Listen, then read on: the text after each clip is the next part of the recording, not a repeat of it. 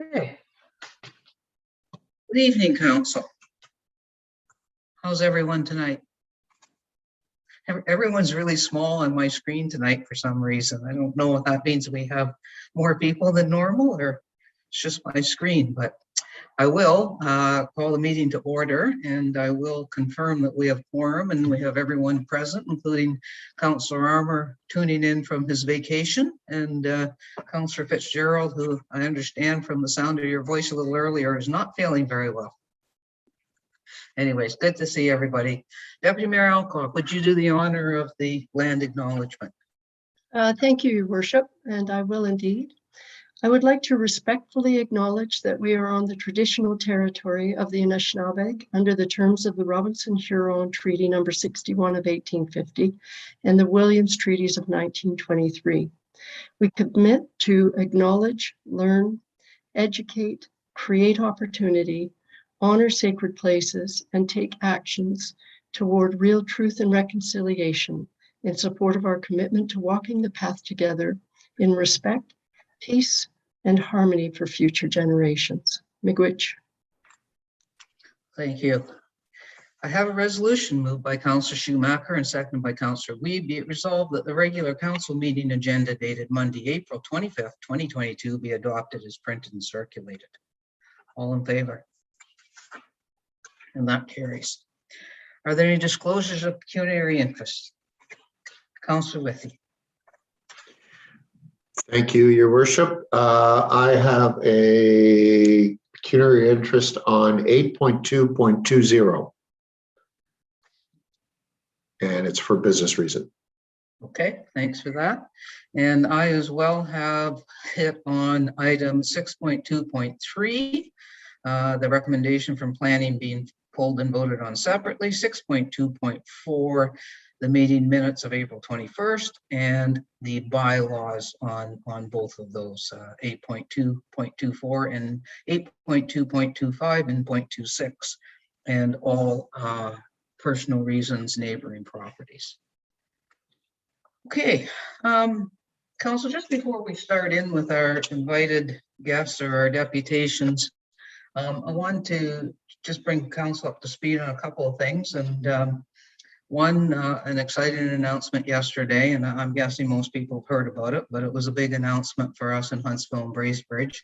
Both the Premier and the Minister of Health were here, and they announced a $14 million planning grant, the purpose of which is to take the future of our two hospitals forward.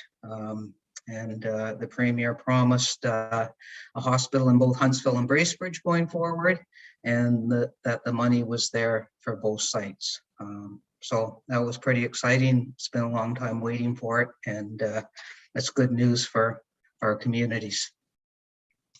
On a not so exciting note, actually on a sad note, and it just seems that there's more and more of these, but I just wanted to mention a couple of our community members that passed in the last few days.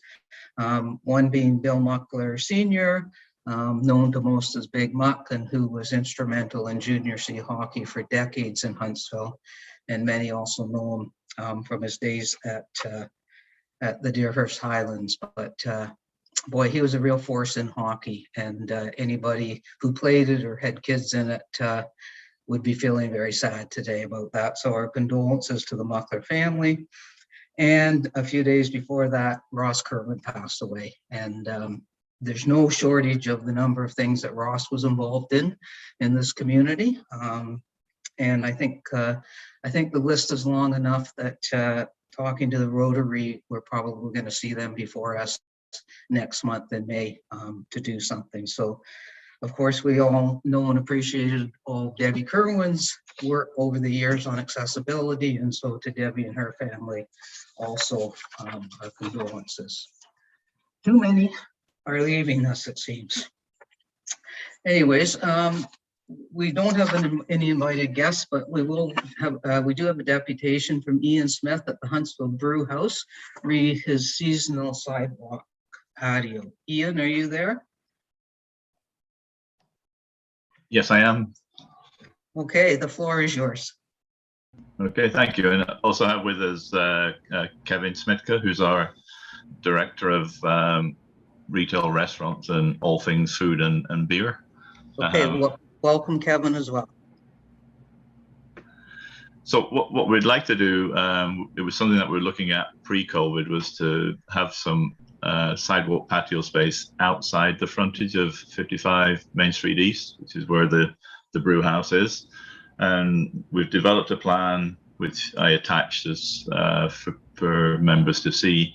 And I'm also aware that there's a recent policy document on sidewalk patios being circulated, but when we read that, it didn't address the type of patio we're thinking of, because it's going to be a restaurant patio with tables and chairs. And the draft policy right now envisages that anything on the patio will be taken in each evening, which is not practical for a restaurant patio. So we're just looking for approval to proceed forward with maybe working with staff to pursue this concept that we have for the Brewhouse. Okay. That's everything you have? Yeah, it's, Okay. I think people are hopefully, they've seen sidewalk patios, like Bracebridge has had a couple for the last few summer seasons. El Pablito, and when Kelly's was still running, they had one.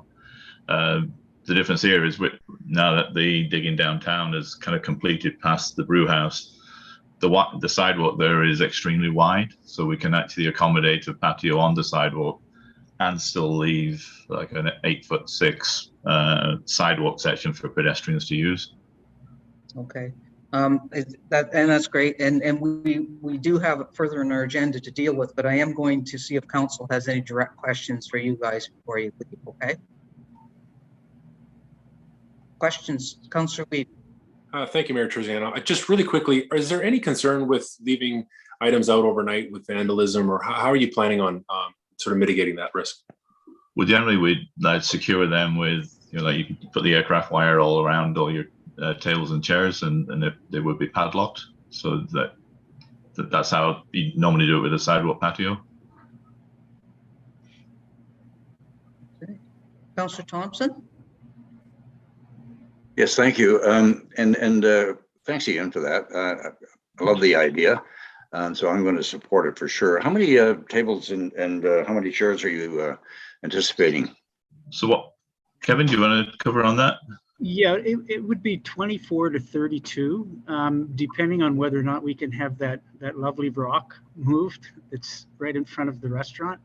If we can have that moved 20, 28, 32, in around there. It works out to about 15 square feet per person at 28 people. Councillor Stone. Thanks. I love the idea, guys. I can't wait to come and visit and sit out there and play. Is it going to be the full frontage of the entire building? And are the tenants happy with this?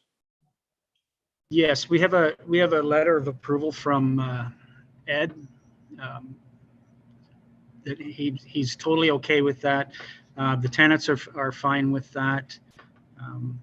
Yeah, so there's been no objections to that effect. Councillor Schumacher.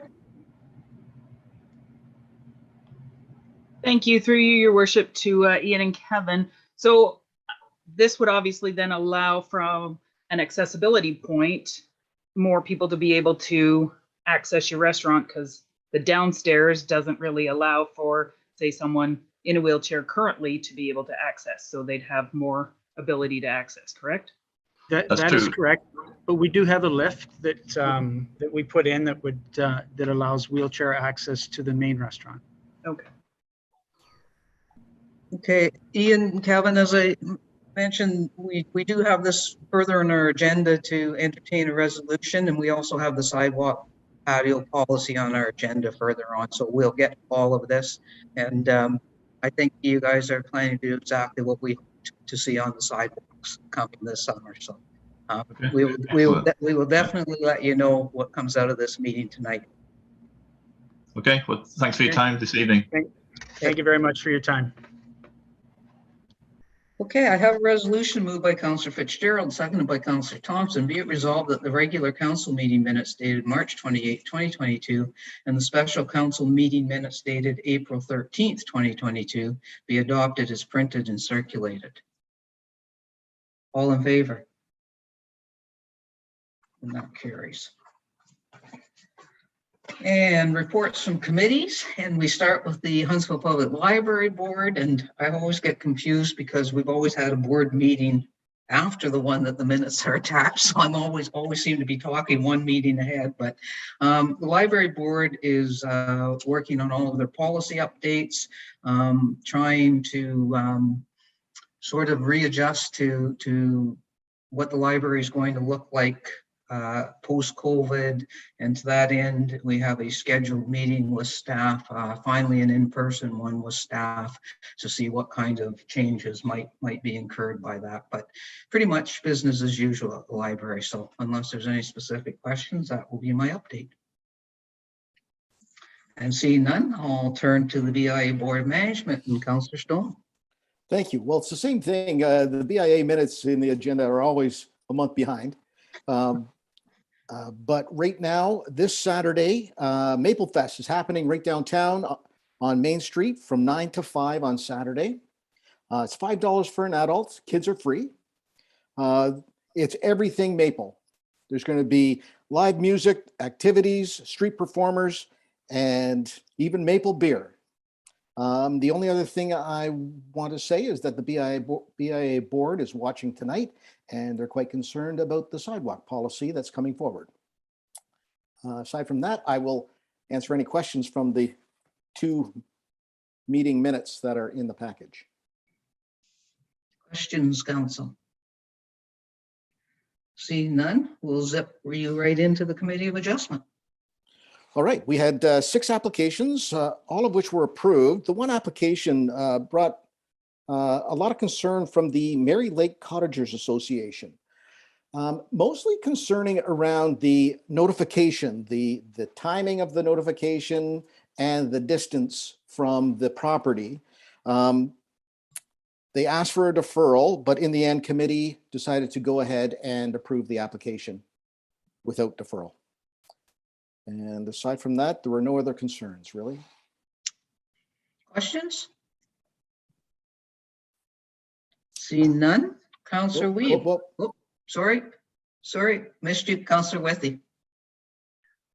Sorry, Your Worship, I was a little late off the hop there. It just got me thinking on that last item, Councillor Stone. You mentioned the concerns of the Mary Lake Association, Mary Lake Highlands Cottagers Association to be specific. Yes.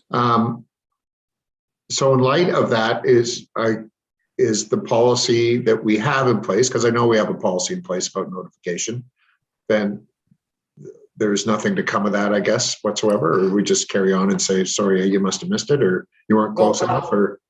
It's dictated to us through the, from the province, and we meet all of the regulations.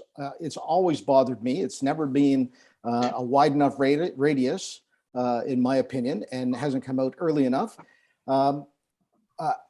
We are moving to the new community planning permit system, and I believe, Councillor Alcock can help me, there won't be personal notification.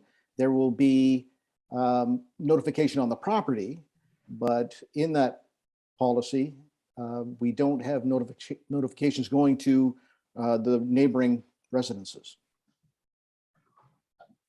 And I guess in this case, when it's a lake association, they're not necessarily in the vicinity. Thank you. Councillor Fitzgerald. Thank you, Your Worship. Just further comment to that. I think comments from committee were of the nature that possibly the committee was being involved in a community dispute rather than good planning practices. Okay, thanks for that. Councillor Weed, Central Lake Bay's Chamber of Commerce. Thanks for that. Really quickly, as we know, Maple Festival this Saturday. That's a big one for the chamber. But also, I want to highlight really quickly or remind people that the golf tournament for the chamber is going to be at Deerhurst Resort on June 16th. So mark that on your calendars. And that's it. Any questions? Seeing none, I'll do the municipal accommodation tax update, and we'll stick with Maple Fest because the accommodation tax, I think, contributed some funds to that event. So everybody's looking forward to that this weekend. They've hired a company called Floor 13 to develop a strategy and business plan for the tax board, and that is underway. And we just extended that a little bit, or grew the project just a little bit last Friday. So I think that we'll have a really good direction moving forward once that's done, although it will be probably late in the summer. And the board has a voucher program out right now, a spring voucher program, kind of a stay and play type thing, where if you book an accommodation, you get $125 worth of vouchers for $50 for gas and $75 to spend locally in town. And that is on right now for booking, and then you stay basically, I think, from today until mid-June. So we'll see how that program works. The RTO has run some for us previously, and we've worked very well. Any questions on that? Okay. I have a resolution moved by Councillor Armour and seconded by Councillor Schumacher. Be it resolved that the Accessibility Advisory Committee meeting minutes dated March 29th, 2022 be adopted as printed and circulated. Councillor Armour, anything to highlight there? Thank you, Mayor Terzano. A couple of things. We had a great presentation from Crystal about the municipal election accessibility plan coming up. We also National Accessibility Week's coming up, and that's going to be from May 29th to June 4th. So mark that one on your calendar. And a good conversation on meetings going forward about using Zoom or doing it in person. So we'll keep you tuned as we go forward, but it looks like everybody's really leaning towards the Zoom aspect. They be able to do it from home. It really works well for the people. That's about it. Any questions? All in favor? That carries. And I have a resolution moved by Councillor Withey and seconded by Councillor Stone. Be it resolved that the General Committee meeting minutes dated March 30th, 2022, and the recommendations contained therein be adopted as printed and circulated. And everybody was in attendance at that meeting. Any questions? Comments? All in favor? And those carry. Have a resolution moved by Deputy Mayor Alcock and seconded by Councillor Fitzgerald. Be it resolved that the Planning Committee meeting minutes dated April 13th, 2022, and the recommendations contained therein be adopted as printed and circulated, with the exception of recommendation Development 3522 to be pulled and voted on separately. Deputy Mayor Alcock, highlights. Thank you, Your Worship. Only highlights. It was a long meeting. In fact, we couldn't finish it, so we deferred 3 items for a meeting the following week. This one started with a concurrent public meeting with the District of Muskoka to review a plan of subdivision and zoning application for 755 Woodstown Road and 55 Vernon Shores. There were a lot of comments, especially from the Lake Vernon Association, but as per most district public meetings, there were no recommendations to vote on during this meeting. So recommendations to come back. The Springfield Road item, which was pulled, as you noted, committee approved zoning bylaw amendment to rezone a property at 9 Elm Street to a residential 3 zone with exceptions to allow for the building of a garage and expansion of a boathouse. Committee also approved zoning bylaw amendment changing the zoning from a residential 3 with exception to a residential 2 to permit the creation of 1 new residential lot at 72 Center Street South, and that allows for 5 new dwelling units. As well, committee approved a number of lot creations at Woodstown Road, North Mary Lake Road, and 18 Peters Road. There were 2 site plan approvals, and that was it for that day. Are there any questions? Seeing none, all in favor? That carries.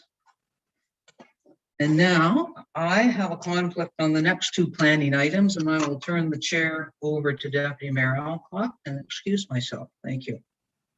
Okay, thank you, Your Worship. And this is the item that was pulled from the Planning Committee meeting. And I can read the motion that was pulled. It was moved by Dan Armour, seconded by Jonathan Weed. Be it resolved that Planning Committee recommend approval of zoning bylaw amendment Z08/2022 HT, purpose and effect of which is to rezone a portion of the property from a natural resource zone to a natural resource holding with exception zone to permit a short-term rental accommodation as an additional permitted accessory use on the subject lands, and apply the following definition of a short-term rental accommodation.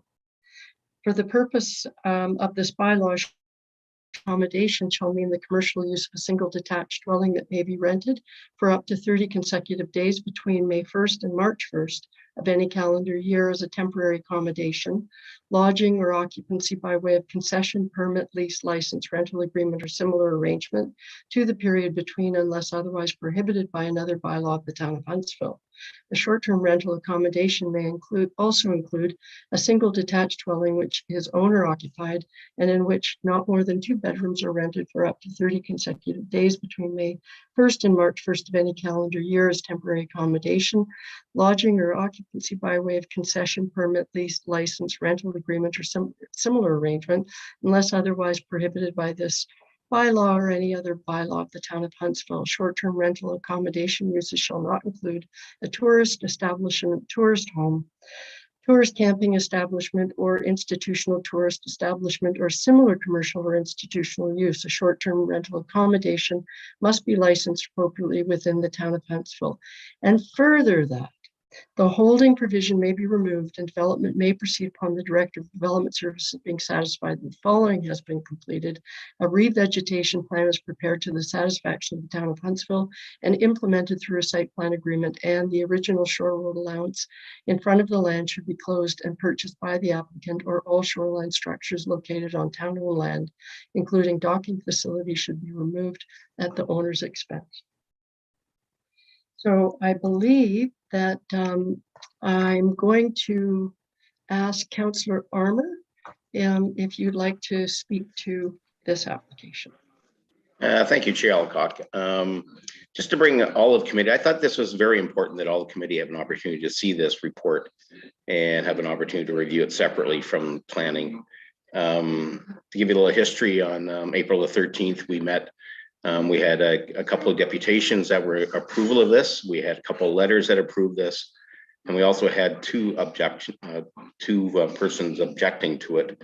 But there were 5 other letters that unfortunately I did not see. They came in late on the 12th hour. And but anyhow, after reviewing this and speaking to the constituents who live in the area, speaking and receiving multiple emails and phone calls from those people, that I thought it was better for us to reconsider this, because not only is this a flood zone, it also is a private road, and it affects a lot of year-round residents. And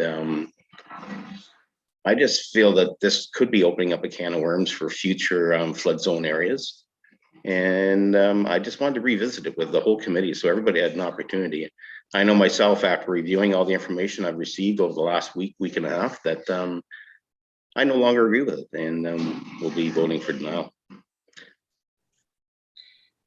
Thank you for that, Councillor Armour. Councillor Stone. Before Councillor Stone, if I may add, I should have informed the rest of council that, in fact, this was an application that staff were recommending denial, and it was committee that overturned the denial and recommended approval based on a lot of discussion. And but one of the strong reasons behind the recommendation of denial was that it is in a flood zone, and there were issues associated with that. The other is that there, in the recommendation, it's proposing that the short-term rental not be in use during a 2-month period during the flooding period. And it should be noted that while this is in the recommendation, this has actually not been implemented anywhere else in any of our other short-term rental. So it would present a bit of a challenge to ensure that it wasn't being rented in that period. So I just wanted to add that I thought was an important detail. Councillor Stone, sorry. That's all right. Thank you. So for the public watching, I just wanted to let them understand that we separate our committee meetings where we make a lot of these decisions, and we separate it from the council meeting a couple weeks later, so that there's a period of sober second thought. And we find that works very well. So in this case, I have received additional information, and now with that, I'm prepared to support staff's original recommendations to deny this on the floodplain. Okay, thank you, Councillor Stone. Councillor Thompson. Yes, thank you, Deputy Mayor Alcock. I think you may have answered, but I was under the impression that we had approved a former application that was in a flood zone with the proviso that they'd not be rented out in those 2 critical months of April and May, or March and April, whatever it happened to be. You just mentioned that this would be a precedent-setting application. Could you confirm that for me, or am I mistaken in thinking that we had already approved one in a flood zone with those provisos? Okay, thank you for that question, Councillor Thompson. I will ask Director Maxwell to speak to that, but it is my understanding that while we've had numerous discussions around the possibility of doing it, we actually haven't. But I will certainly defer to Director Maxwell, who will be able to respond to that question. And there she is, Director Maxwell. Thank you, Chair Alcock. Through you to Councillor Thompson, yes, there was a discussion in early 2021 as to whether or not it would be appropriate to permit short-term rentals within all zones. And there was a report at that time, and it was determined that each application should be reviewed individually to see if there were specific merits to each one that would allow it to be approved, but we have not had any applications. Does that answer Councillor Thompson, does that answer your question? Yes, it does, and I thank you for that, Director Maxwell.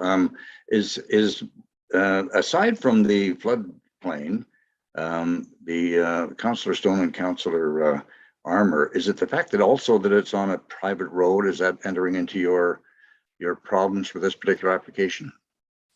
Thank you for that question. I will ask Councillor Armour or Councillor Stone if you want to respond to that.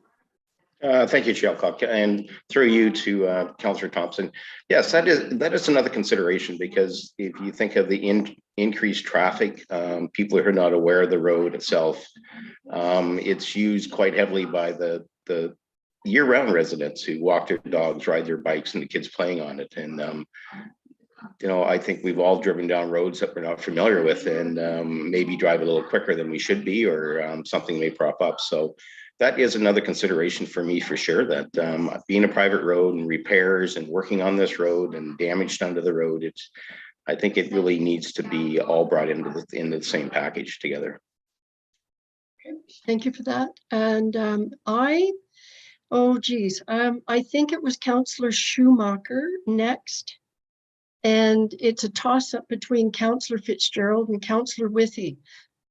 Okay, Councillor Fitzgerald is pointing to okay, we're not supposed to be. This is serious. And so I'm going to Councillor Schumacher first, followed by Councillor Fitzgerald, and then Councillor Withey.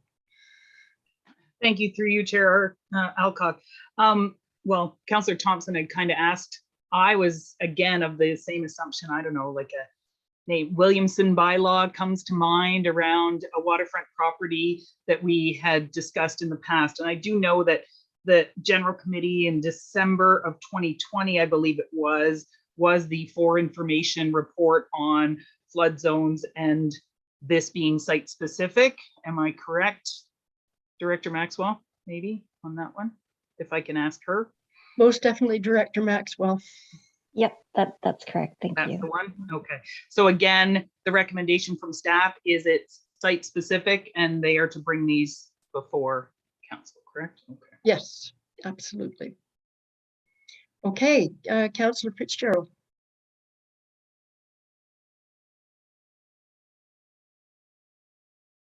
Councillor Fitzgerald, you're on mute.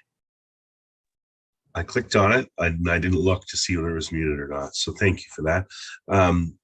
Thanks, Chair Alcock. I do appreciate what my fellow councillors have commented about on this. And I guess the sad part of it is that this was run as an unlicensed short-term rental. So I understand there's a lot of resistance to it in the neighborhood.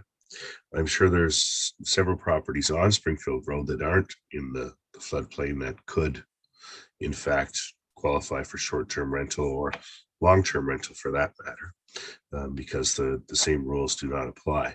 So I guess the question I have is we're kind of circumventing the fact that we have very effective bylaws in place for short-term rentals, and the applicant has not been given the opportunity to run a short-term rental under those provisions and under those bylaws, whereby it's 2 strikes and you're out.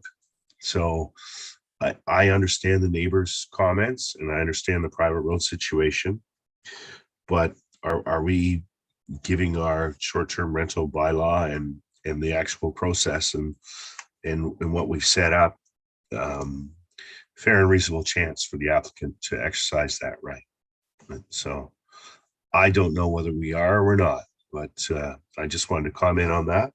And I think that having said that, if it is approved or not approved, either way, if it is approved, they would be under all the bylaws of the short-term rental accommodation agreement, and it would be a 2-strike system. So any of the complaints the neighbors would have certainly be addressed. There would be 2 instances which may be inconvenient, and if it happened, then they would no longer have a license. So I'm mixed about this one, you know, and I really would like to comment that each application, as we determined in 2020, as Councillor Schumacher has pointed out, that we decided to deal with each application on an individual basis. So I don't think there's precedent. I don't think there's any unjust decisions being made either way. It's an individual application and we're looking at it individually. And I appreciate all the neighbors' comments, both for and against the application. And that's it. I need to make that point clear. And if we have the opportunity, they have the opportunity, allow them to exercise their right under the bylaws of the short-term rental. Thank you for that, Councillor Fitzgerald. I will go to Councillor Withey. Thank you, Deputy Mayor Alcock. I didn't know if I was actually pointing to Jason's square when I was, but he's now down here in my screen. But anyways, this has me all turned around. I guess I mean, just in this conversation we're having, there's been new pieces of information come out. There were more letters, for example. I just found out from Councillor Fitzgerald that this has already been operating as a short-term rental. These are things that weren't brought to my attention before. And it makes me wonder why we are treating these situations this way on a one-by-one basis, because if if we've got a floodplain issue, which apparently staff believes we do, is it enough to eliminate a couple of months of the year and somehow police that to make sure that doesn't happen? That's one thing. Two, what should we have a policy on private roads? Because that can become a huge issue too, not only for liability, right? Because these roads aren't assumed by the town. So those people who are already in there living full time have liability over that road. So if somebody comes in on a short-term rental and God forbid has a horrible accident, they're going to sue all the neighbors. So I'm thinking we should follow a policy that actually has sort of these rules set out. So we don't get into these conversations where we get flooded by letters for and against, and perhaps somebody starts getting emotional about it and decides a certain way, when we can go back and say, well, okay, first of all, we've got our staff that recommends something that in this case was decided to go against, with, I guess, the proviso that they don't operate in these couple of months. But then we hear about a private road thing. And I mean, I got a number of phone calls and emails, I'm sure everybody else did. I mean, we're causing a lot of problems for ourselves in these things. I've never been concerned about precedent, because new precedent are set every day in our law courts. I mean, it's the precedent is until the next precedent is set. So if there is some extenuating circumstance, maybe an accessibility thing or something, we can look at those, but we should have just a rule that says if it's a private road, no. If it's on a floodplain, no, which is apparently what staff recommended and committee voted against. So why are we doing this to ourselves, I guess is the question. I think we need to maybe change the policy from looking at each one as a one-off to saying, no, there are going to be some parameters around this. And either you sign up and you operate, or you don't operate. And I mean, we're trying to track down the people that are operating that aren't signed up. And, there will be people that will always go around the rules. There's no question about that. So those are my comments about this. It seems like we've caused ourselves this big headache by having this policy of looking at them individually. Thank you. Okay, Councillor Withy, I think all of those are really valid questions for sure. And I just in response to the precedent, I think I only raised that because I think there was an impression out there that we in fact had previously approved a similar short-term rental, and said that they weren't allowed to operate in that 2-month period. And I just wanted to make note that in fact we hadn't done that yet. Right. So that was the only reason why. But, yeah, and that wasn't what I was specifically referring to. So no worries at all. And I think you're no offense. I know. None taken. And with that, Councillor Weed. Thank you, Chair Alcock. So there has been some new, revelations just in the last few minutes with Councillor Withy speaking about from his insurance hat on that I hadn't given any thought to be honest. But my question would be for staff. In one of the letters that I received, one of the neighbors had mentioned how the area had in fact flooded for far number of months other than outside the months that we thought are the prime flood months. I can't remember what the number was, but basically saying there have been flood situations all year round, basically in that area. And so I'm wondering if staff can, if there's anything else they can add to that or corroborate that, because that certainly tosses that sort of parameter aside and makes it kind of useless. So then we're back to square one with how to deal. Thank you. Thank you, Councillor Weeb. I will ask Director Maxwell to speak to that, but I agree. There was an interesting note that from a previous owner, I believe, they made reference to several floods that had occurred and where in fact on the property. So I think that was an added bit of information that was quite telling. Director Maxwell. Thank you, Chair Alcock. The staff reviewed all the information that we had, including the updated mapping that has been done through the District of Muskoka that was is much more, well, I wouldn't say much more accurate, but it is new and accurate when it talks about flooding and where the potential for flooding is. And so that's why we were not supportive of the application in general, because we knew that there is significant potential flooding on the property. And the discussion, I believe the discussion at committee was that if it was limited to those specific months where we know they're more likely to be flooding, then that would be mitigating any potential impacts on people that would be renting the property. Whereas, as we know, with climate change and our weather patterns that have been happening lately, there are flooding events occurring at different times of year in addition to the spring freshet. So I don't know if that answers Councillor Weep's question.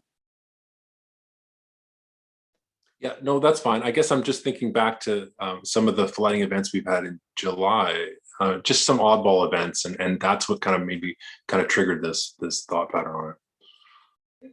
Appreciate that. Councillor Fitzgerald. Thank you, Chair Alcock, and I just wanted to thank Councillor Withy for his comments and insight there. And just to remind everyone, the staff has done an amazing job implementing the short-term rental bylaws and setup, and it's ever evolving. And I think things will definitely change over time. There will be changes continually with it. But the staff has definitely done their best with the creation of the bylaws and consultation with other communities and the public. So I look forward to where it goes and ends up. So, but thank you for your comments, Councillor Withy. Thank you for that, Councillor Fitzgerald. I if I may add one comment to reinforce a couple of comments. I did not support the approval of this application at committee. And I think that staff raised a number of concerns, and my view on this file actually has been reinforced since. Like everybody else said, there have been additional letters. And the one about the private road, I think, carries a lot of weight, because if there was a flash flood or whatever, who is responsible for getting the renters who are in the short-term rental out if need be? And I think there are issues around risk and liability and I'm not clearly an expert in insurance or risk, but it seems to me that this is one that I agree with staff's recommendation, which was to deny the application. So having said that, are there any other questions or comments? Seeing none, I guess the process would be CAO Corey. Can I call the question on this particular motion that is now? I thank you. Our clerk is with me right now, and maybe you can answer, Tanya. Should I call the question on the motion that's before us? That is correct. Thank you. All right. So with that, I will call the question. All those in favor of the motion that was read?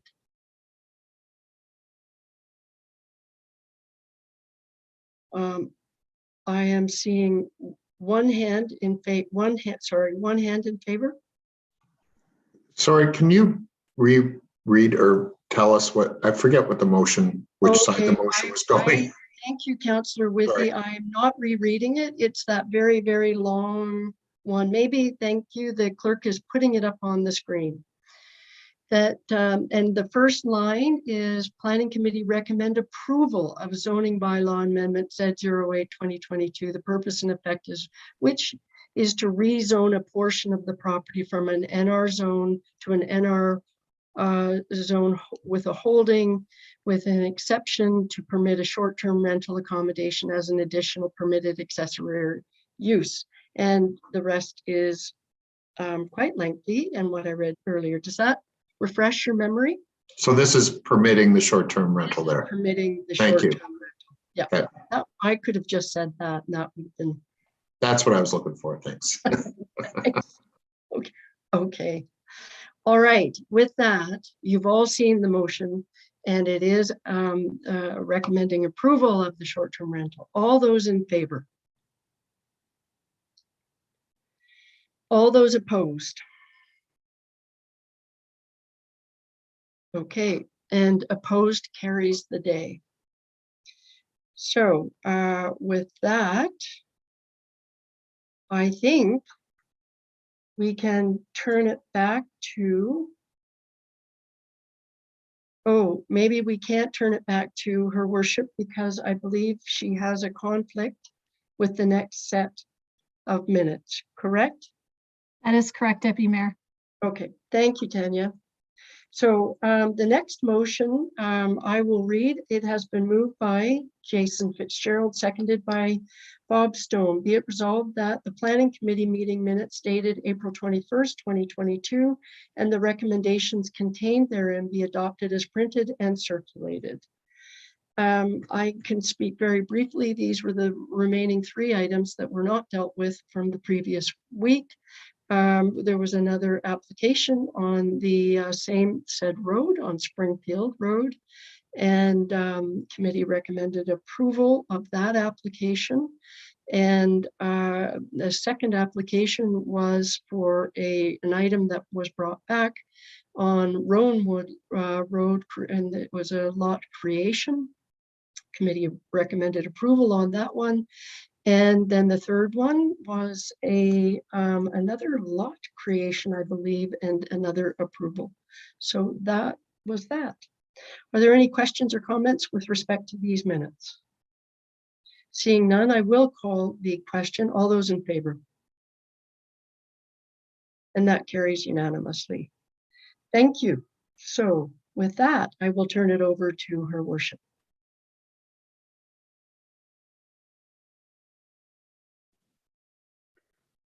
Thank you, Deputy Mayor.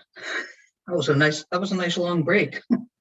We're moving straight into reports from municipal officers, and I have a resolution moved by Councillor Thompson, seconded by Councillor Armour. Be it resolved that staff be directed to enter into a pre-servicing agreement with Sanford Investments for the construction, the transfer of land, and the assumption of the portion of Paisley Avenue which will service the Fairburn development. And further, that the terms and conditions of the agreement be to the satisfaction of the town of Huntsville, CAO, the Director of Development Services, and the Director of Operations and Protective Services.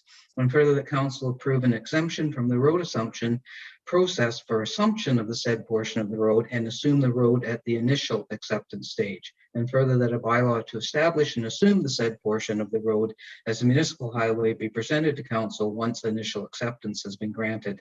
And further, that the mayor and clerk be authorized to sign all documentation.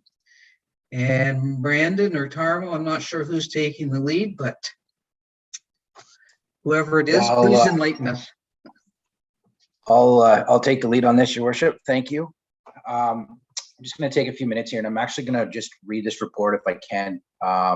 There is some details, and I just want to make sure that I don't miss anything for it. So I'm going to start with a bit of the background here for it. So we're talking about the new Fairburn development and the road that's going to service that new development off of Center Street. So Sanford Investments has donated a parcel of land adjacent to the east side of Center Street North near Haynes Road for the location of the new Fairburn development as attached to report OPS 2022-19.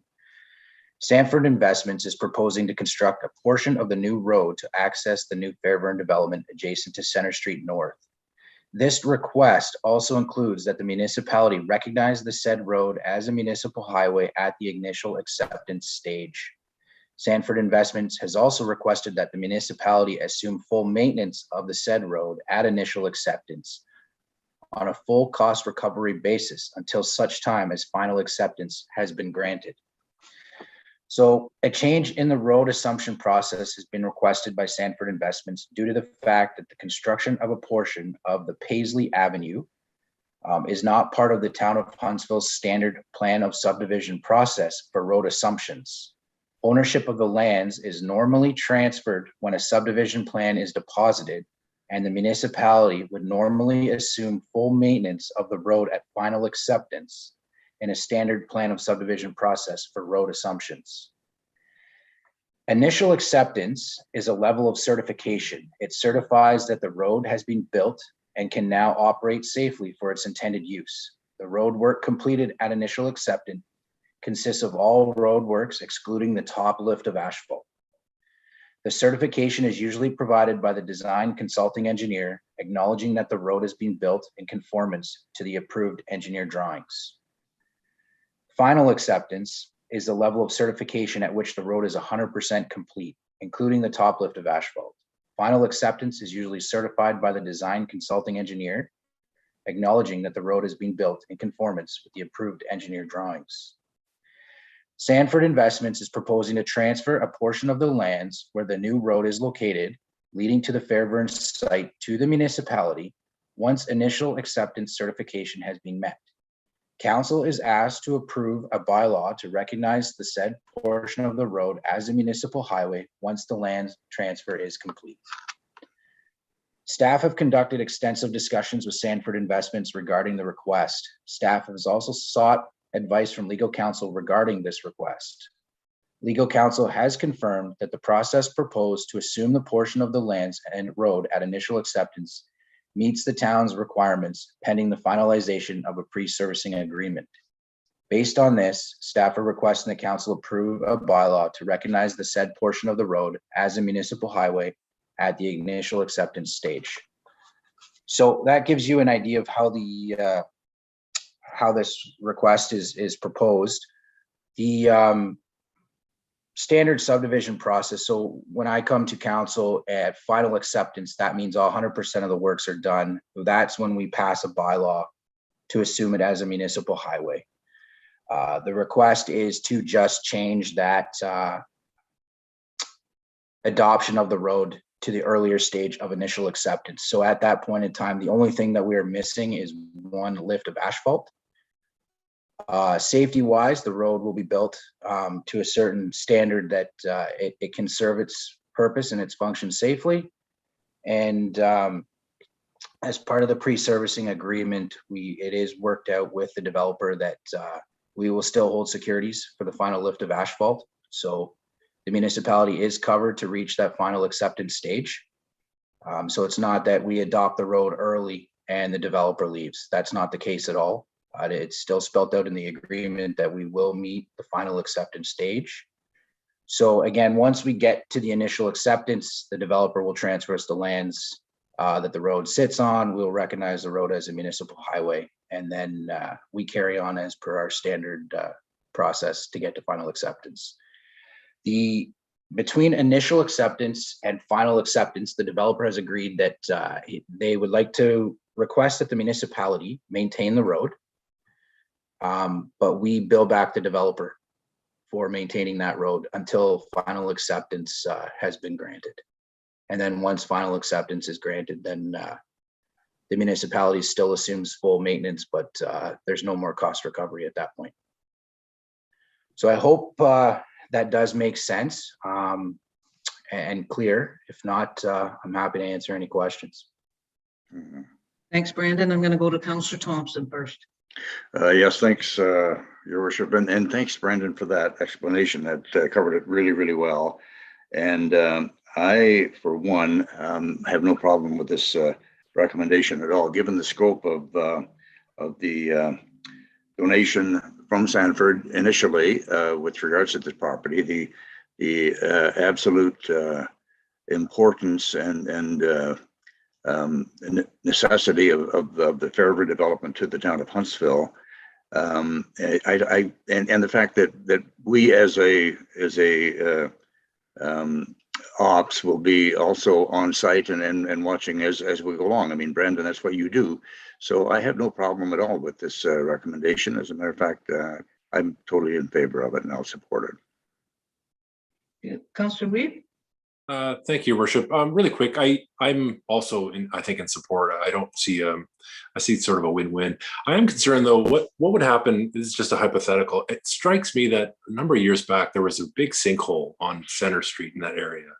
And what would happen, say, if the road we assume suddenly kind of gave way? Is that that we own it, we got to repair it, or would that get worked out with the developer? How would that go, Brendan? Through your worship, to Councillor Weeb. So there is a maintenance period. So if initial acceptance is granted on the new Paisley Avenue and there happens to be a deficiency, it is labeled in the pre-servicing agreement that the deficiencies can be fixed by the municipality at a full cost recovery or by a contractor on full cost recovery for that. Once we get to final acceptance, there is still a 1-year maintenance period after that for any deficiencies that would happen, would be at the developer's expense. And then once that maintenance period is done, it is then the full responsibility of the municipality. For the maintenance period, we do hold 10% securities back as well to help make sure that any deficiencies do get corrected. Okay. I don't see any other questions, and I think, is it fair to add, Brandon, that part of the reason we're doing this is to for it to become a municipal road so that the district can access the Fairburn lot to begin construction on that without having to go through any easement processes?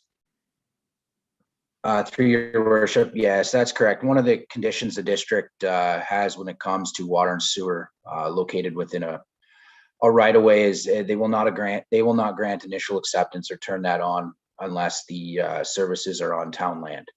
So one of the differences here is that this land was it's not through the plan of subdivision process, so it's not registered now as municipal land. Once the road is built and initial acceptance has been met, then the developer will transfer the land. So that voids any easements or anything like that that we would need for any water and sewer. So it covers all bases. Great. Councillor Withey?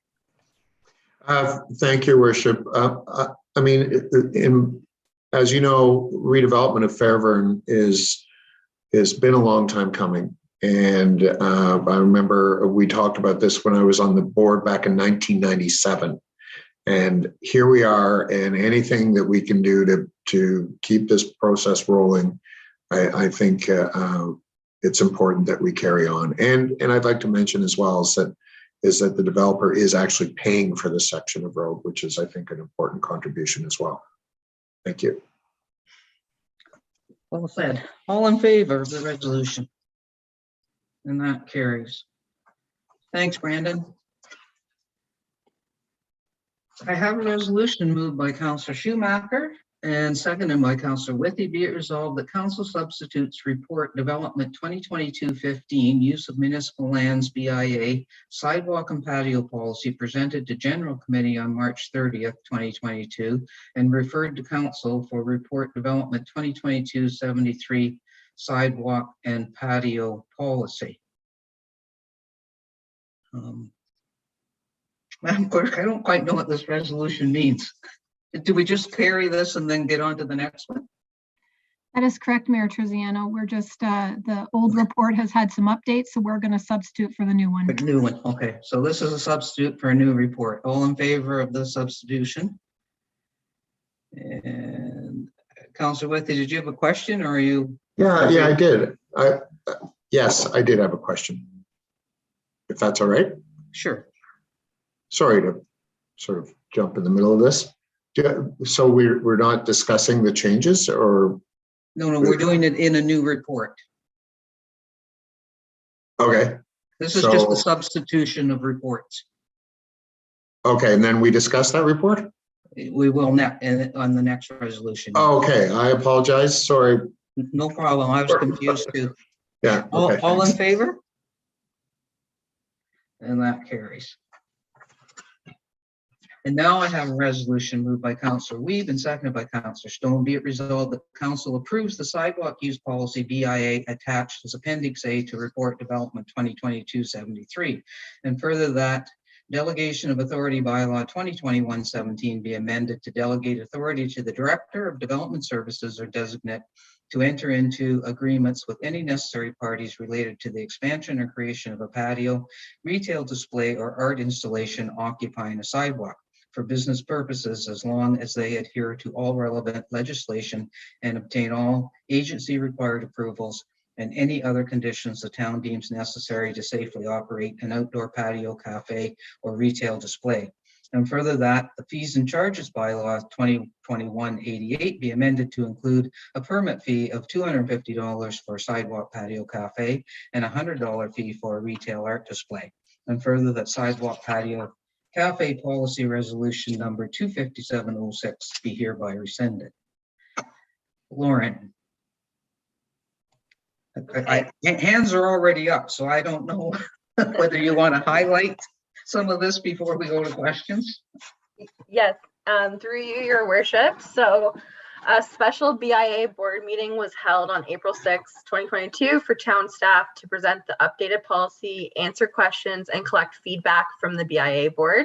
A letter was submitted from the BIA, which is attached in this report. This report provides additional information to guide council's decision. Also, just to highlight the changes within the policy was what was recommended when we brought it forth to general, because there was more information found from our insurance company, which said 2 million for those without alcohol and 5 million for those with. So that was an edit made. And then also to include for wheelchair access. And then also we did add an adjustment which said overnight occupation, just to make sure it was more clear. So that's within the actual policy. So key information to note about this policy and report is that the policy is focusing on mitigating risk and ensuring safe sidewalk access for everyone. The 2010 patio policy that exists only deals with construction, not the placement of barriers, tables, or chairs. It's important to have record that the town is named as an additional insured on a business's insurance policy if they should choose to utilize the sidewalk space. And currently there is no mechanism in place to enforce anything. So if someone decides to do something on the sidewalk that's maybe different, we really don't have anything to stand on. And then also just a final note is that proof of insurance is still required in the 2010 policy. So we've outlined some options for you to consider, and myself and Director Maxwell are here to answer any questions that you may have. Thanks for that. And I'm going to go in order, and Councillor Thompson's hand was up before I finished reading the resolution. So you're first. Thank you. Thank you, Your Worship. The only question I have is, I know we all received letters and comments from different merchants along Main Street. Does this particular resolution then address in most part those concerns and mitigate their concerns? Is that where we're going with this one? Through you to Lauren, I guess, Your Worship. Lauren? Yes, so through you, Your Worship, we had a meeting with the BIA for a special meeting to collect all the feedback and comments. And then after that meeting, that letter was created, which was then incorporated in the report. And then since then, we did take forward to the BIA board just as an update that we were still recommending that insurance be provided and go forward with the permitting option. And that is when additional letters were sent. So it's pretty much the same information, and the report does outline that. So that's pretty much my answer, unless Director Maxwell has anything else to add to that. Thank you, Your Worship, if I may. The discussions with the BI were extremely helpful to staff, but ultimately they were still of the opinion that we shouldn't regulate any use of the sidewalk at this time, and that they weren't supportive of staff's recommendation. And I would reiterate, as Ms. McDermott said, that it's really, we're trying to make sure that everything is safe. And this is the largest concern that town staff have is all to do with risk management. And so this is where the policy was written with that in mind, and not to cause more red tape or to be a hindrance to any downtown businesses that were looking to use part of the sidewalk. Councillor Stone. Thank you. Well, I don't know why staff have suddenly decided to micromanage the BIA. They've always done a great job monitoring themselves and creating an active downtown core. In the past 3 decades, I can only think of one retailer that tried to have pedestrians walk underneath their tent. Other than that, I have not seen anything that was hindering pedestrians, creating anything unsafe for the public or an eyesore for the street. In this policy before us, it says that it will, quote, ensure the streetscape remains aesthetically appealing, uncluttered and clean. Who's going to decide what is appealing? Staff have told the BIA that it would simply be an easy online application. And that's all. Well, anyone who believes that has never filed anything with the town. There are at least 6 other documents that are necessary with this easy online application. I thought we were trying to reduce red tape and not create more. As a former retailer on Main Street for 20 years, I could not tell you what product or what merchandiser I was going to put out through the year, the whole year. If this is about safety, I have never seen anything unsafe. Why the need all of a sudden? If it's about insurance, then ask for that. Please don't make the businesses jump through any more hoops or pay any more fees than they already do. As was mentioned, the BIA has asked that we do nothing for a full year to see if there is, in fact, any issues. I suggest we choose option number 4 and simply ask the businesses for proof of insurance. Deputy Mayor Alcock. Thank you, Your Worship, and I'm so pleased to be following Councillor Stone on this. First, I commend staff for putting together a policy where they believe that we may have an issue with respect to mitigating risks,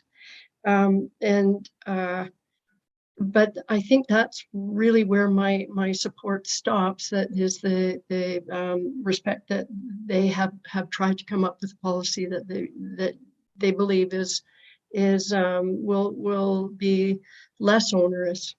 Having said that, there are a few reasons why I absolutely cannot support this policy as presented, and Councillor Stone touched upon a few. But I just 3 areas, and one is that a policy of this nature, I look at any policy and say, so either you respond to council direction that asks you to create the policy, or 2, there have been so many issues with respect to why you need the policy around, for example, we've heard mitigation, risk, and safety, and I think I have not heard of a lot of cases of risk or issues that have happened on our sidewalk. So if there have been, then it would have been useful to see that in the note that was provided, because we're developing a policy around some safety risks and we're not sure what those risks have been. So that's one. The second one is, the last time we dealt with this, we asked that there be some form of consultation with those most affected, of course, the BIA. And that meeting happened, as Councillor Stone alluded to. And I appreciate that, Lauren, there was a response to the concerns that were raised.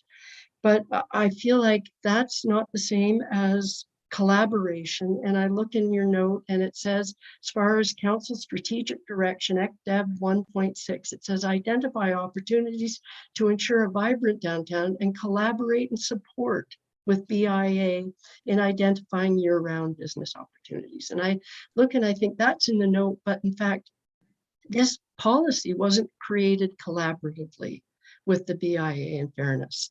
We went, we spoke, we talked to them, we told them about what we wanted to do, and there were lots of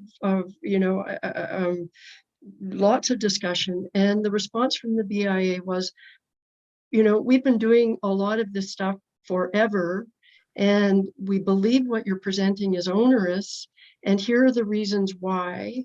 And we respectfully would ask that you maintain the existing policy, maybe tweak it to respond to the insurance, as Councillor Stone said.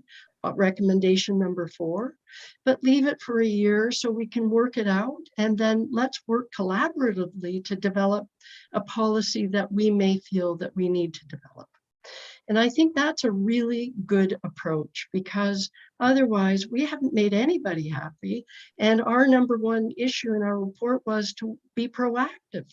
And I think, well, proactive, but we haven't made anybody who is most affected by this very happy.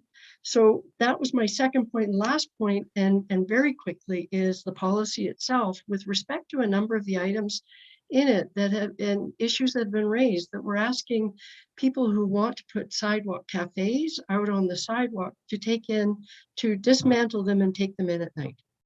And I'm pretty sure most of them have said that's really problematic. And I don't think we've addressed that. One other thing we've said, that the fences around the cafes can't have bicycles up against the fences. I'm sure maybe the cafe owners don't want that either, but I'm not sure, is that for us to say what should be up against their fences? And if there's a reason for that, it's probably a very important reason. But it did beg the question.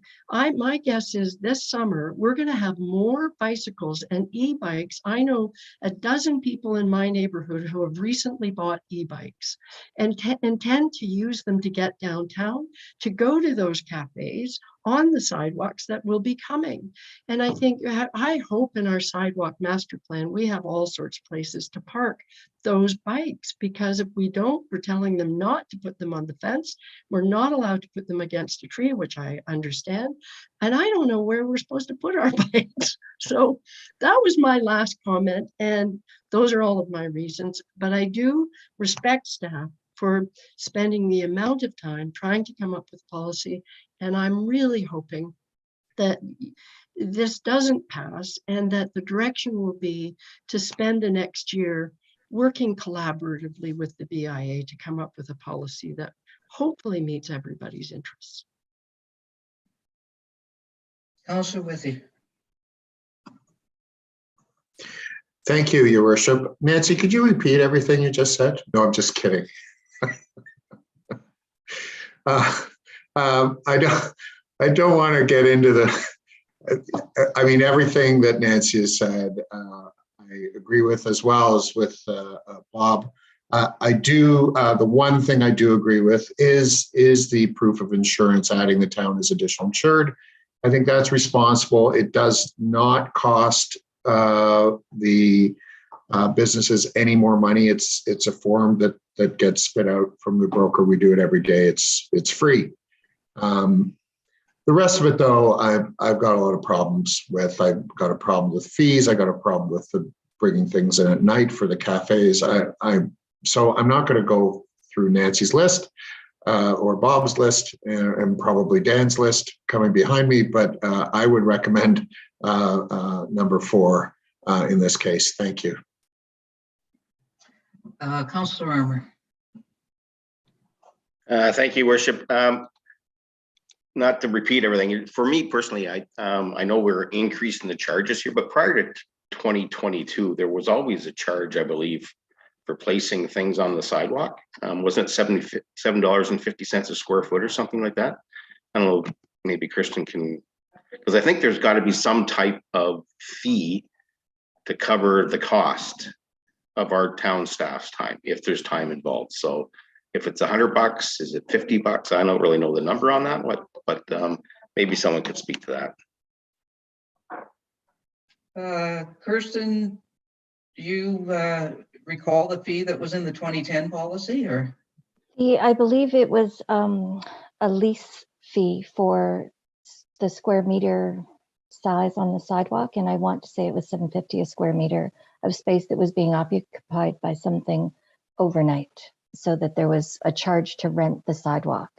So that is not something we incorporated in this policy, because we were trying to just say, you can use the sidewalk. We just want to see proof of insurance and to make sure that it's being done in a location that still addresses accessibility.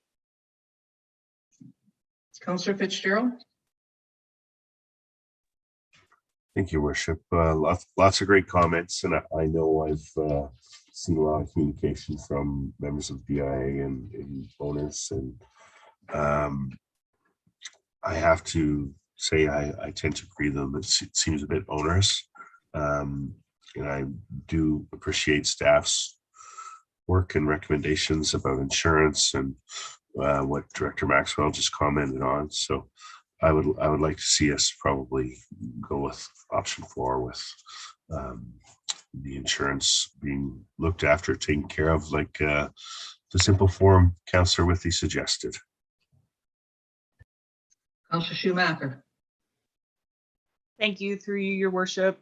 Yeah, I'm pretty much in agreement of what everyone has said. I would go with the insurance piece for sure. And then just Director Maxwell's last comment, which I'm assured all businesses would be in favor of, is to address any accessibility concerns on the main street and make sure that scooters and, you know, that sort of thing is available and the opportunities are there. Councillor Weed. Thank you, Worship. So yeah, I'm with option 4 too. That was my comments from last meeting, but I do think that it'll be really important that our staff and maybe a council rep meet with the BIA in the early spring next year, let's say, or late winter, and do a full review and find out what went right, what went wrong. Maybe there should be a fee to rent space out. I'm not sure what the right answer is. All I think is that this year, of all the years, I think is the year to just try and get things activated with the least amount of policy and red tape for now. But I think a full reviews will be warranted, and it should be fair and equitable, and should make sense for both parties. But I think next spring is the time to do it. Okay, I see some staff hands now. Director McKenzie. Are you going to talk about insurance or fees? Which one? How did you know, your worship? I just wanted to provide a bit of information just on the fees and charges. So we did take out of the 2022 fees and charges bylaw the fee that was associated with the patio license, in anticipation of this coming back. So right now we currently don't have a fee in our fees and charges bylaw. Prior to that, it was $106 per year for an application fee and $7.50 a square foot for the lease. So if we are not going to approve this policy, we should look at whether that fee does get put back in place with the original policy. I just want to make note of that. Thanks for that. CAO Court. Thank you, your worship, and thank you for the discussion around the council table tonight. I think it's really important to note that it certainly is not staff's intention to implement any additional red tape.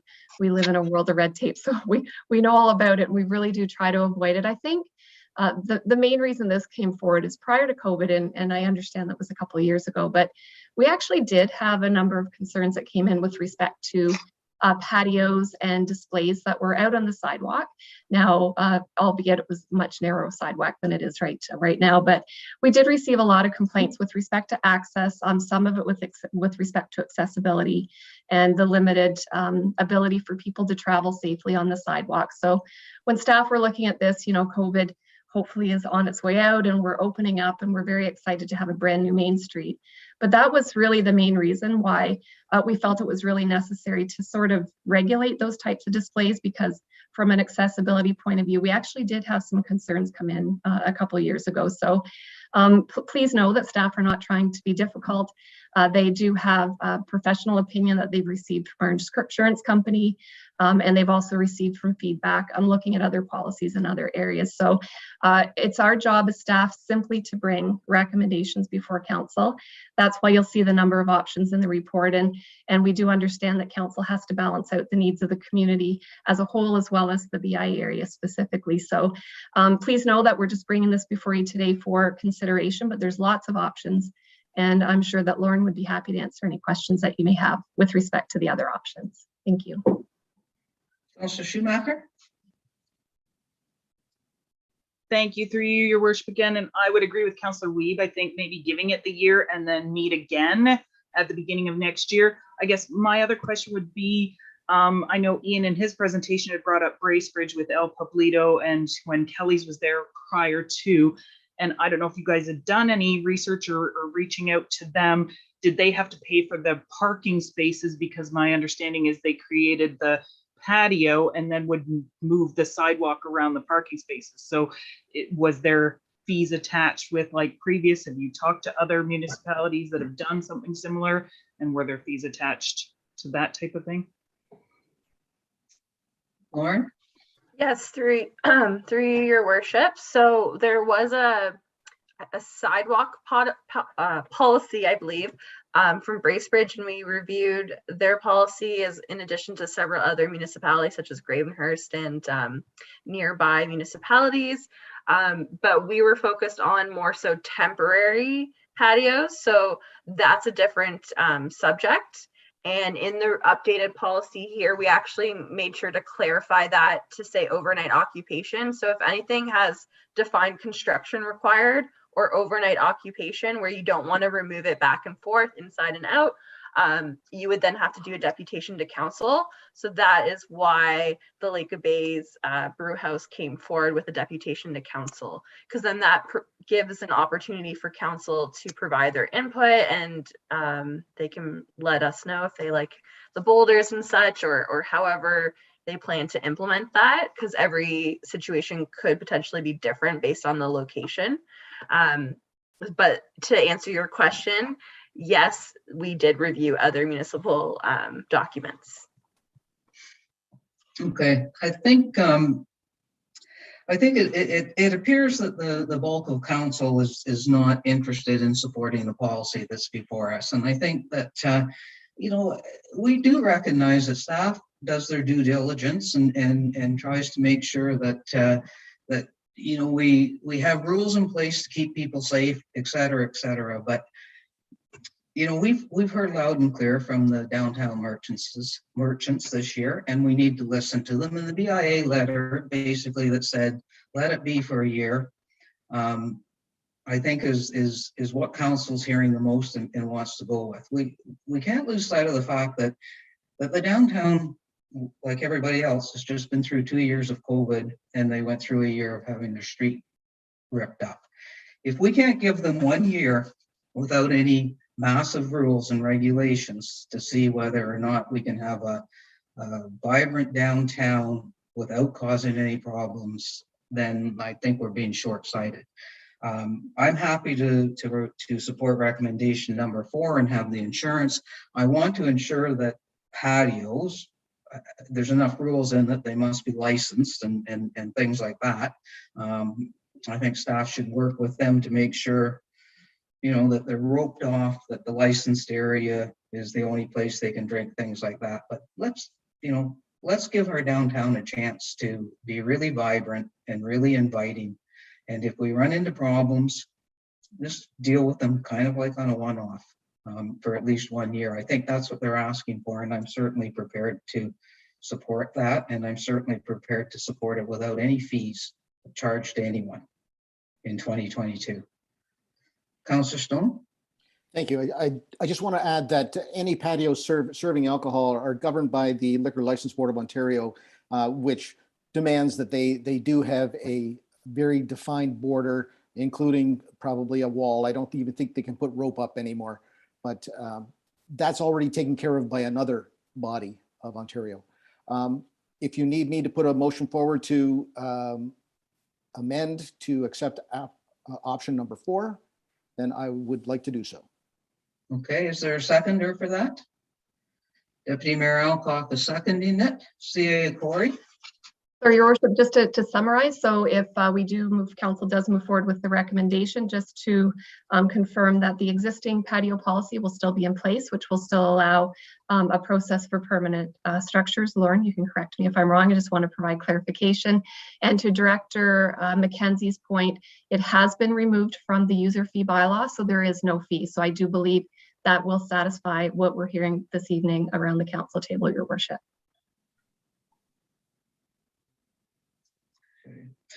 Tanya, are you going to do us up an amendment there? And sorry for putting you on the spot to do that, and happy to take a 5-minute break if you need me to do that. That'd be great, Mayor Terziano. If I can just ask one quick question though. The current we're not accepting the sidewalk policy that is on the table. We're leaving the current one we've always had on the table. Is that correct? Well, we're going to recommendation number 4 that simply says we're requesting the BIA be required to submit the town proof of insurance. So that's the recommendation, I believe, that's been put forward. Okay, maybe if I could put it up on the screen. Yep. Then maybe you could direct me just a little bit. Okay, so just going to the top, we're going to remove the first one. Yeah. Are we keeping the second one? Yeah, I think we're fine with the delegation to work with anybody that needs to be worked with. Okay, we're removing the third one. Yeah, so we're looking for the insurance. And then we're adding the red. Is that correct? The 2 red we're going to add? Yeah. And then we're going to keep the last one, correct? We rescind the old one, yes. Now, I guess the question, is there anything in the 2010 policy that we're letting go of that we need to replace in this one? Basically for safety reasons or anything, like we've got the insurance, we wiped out the fees. CAO? Thank you, Worship. There is a bit of a contradiction with respect to who is responsible for approving the leases. So I think if we could just take a 4-minute break, Your Worship, just to make sure that we've covered everything, it would be appreciated. Yep, we can do that. Councillor Armour, do you want to speak before we do that? Just that I think we should add to the report that town come back early 2023 with a report that we can review, and early meaning like February or March, so we can really review it and going forward, so we don't run into the same dilemma in May of next year. Good point. Okay, council, it's 6:56. We will take a break until 7 o'clock and give staff a chance to fix up that resolution for us.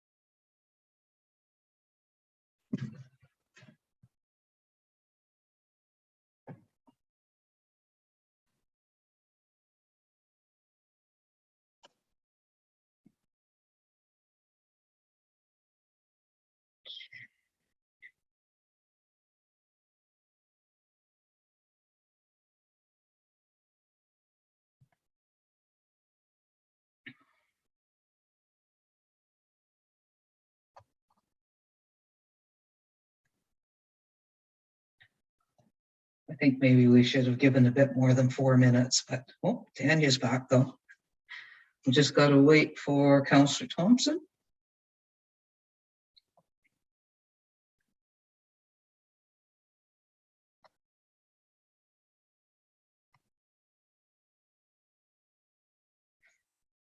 Were you able to craft something, Tanya?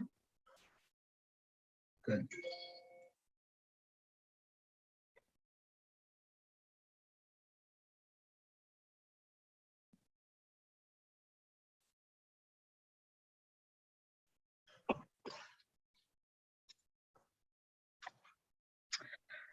Okay.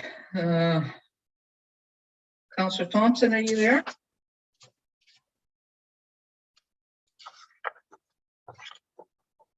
Guess I'll ask you, Tanya, if you can put up on the screen what we have now. Okay, before I do, Mayor Terziano, just to explain, so because the motion is no longer like germane, it's so different that we're just going to kind of wipe that one out and substitute it for a new one. So the first motion is just if you agree to just substitute it, and then we'll have the main motion as substituted. Okay. So I'll just show it. Thank you. So we have moved by Councillor Stone, seconded by Councillor Withey. Be it resolved that Council substitutes motion report development 2022-73 update on use of municipal lands, sidewalk and patio policy for the following. Be it resolved that Council requests that all BI businesses that fall outside of the sidewalk patio cafe policy be required to submit to the town a certificate of insurance in the amount of $2 million, naming the town as an additional insured for the use of the sidewalk for 2022. And further, that staff work with BIA in the winter of 2023 to discuss any concerns that materialize throughout the 2022 season. I guess the first question is, what does that mean, any businesses that fall outside of the patio sidewalk policy? CA Corey? Thank you, Your Worship. So currently the patio policy, the cafe patio policy speaks to a $5 million requirement for insurance purposes. So the remainder of the businesses that might just be strictly for retail would be required to provide insurance in the amount of up to $200, naming the town as an insurer. So it just separates the two of them, as opposed to having everyone submit a $5 million insurance requirement, which I understand was a concern of businesses in the BIA. This helps separate it just based on liability, and the current policy for cafe does state $5 million. So I understand then we're addressing any business that isn't planning to have a sidewalk cafe, but what about the cafes? Are they still governed under the 2010 policy? Yes, they are, Your Worship. They would still have to fall under that policy that's currently in place unless council were to rescind that policy. Councillor Stone? So we haven't made a distinction between whether they serve alcohol or not, or if they're serving food on the sidewalk. Is that what we're talking about here? Or is it a permanent patios? So I will ask Director Maxwell to join us on the screen, and she can provide a further explanation. Thank you. Through you, Councillor Stone, I believe the way that the motion is now worded is that a business would still have to provide their insurance. However, it would be $2 million if it's not related to a patio that serves alcohol, and $5 million otherwise. All right, that's as simple as it could be. That's good. So I guess the other question, are the patios still governed under the fees that were charged with the 2010 policy? So through Your Worship, as Director McKenzie noted just earlier in the meeting, I believe she indicated that we removed the user fees associated with the patio cafe policy as it currently sits. So there are currently no fees for any patio cafe. Okay. requests. And there's nothing in the 2010 policy about having to take their tables and chairs off the street at night. Again, if I could defer to Director Maxwell, I had the paper copy in front of me, but I left it in the clerk's office, so I can't look at it. I will actually just ask if Lauren could confirm, because I don't have it directly in front of me either. So sorry, are you able to repeat the question just so I can make sure I'm Just to ensure that the 2010 policy does not require patios to remove their tables and chairs at night. I have it right in front of me, so let me just confirm. And I do not believe that they do have to require it nightly. It's just about outdoor music.